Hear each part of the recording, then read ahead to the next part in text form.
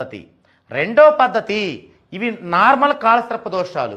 మరి స్ట్రాంగ్గా ఉండే కాలసర్ప దోషం అంటే రెండు గ్రహాల మధ్య అంటే రాహుకేతువుల మధ్య ఒక పక్కనే అన్ని గ్రహాలు ఉంటే దాన్ని స్ట్రాంగ్ కాలసర్ప దోషము అంటారు.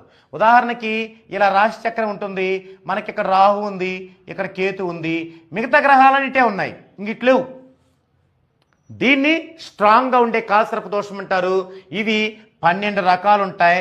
దీనికి సంబంధించిన కంప్లీట్ వీడియో మనది ఇదే ఛానల్లో వస్తుంది, కేర్ఫుల్గా చూడండి. అయితే ఇక్కడ గమనిస్తే ఫస్ట్ ఇది చూద్దాం. రాహుకేతుల మధ్య గ్రహాలన్నీ ఉన్నాయా? రాహు ఎక్కడున్నాడు? రాహు వృషభములో ఉన్నాడు, కేతువు వృశ్చికములో ఉన్నాడు.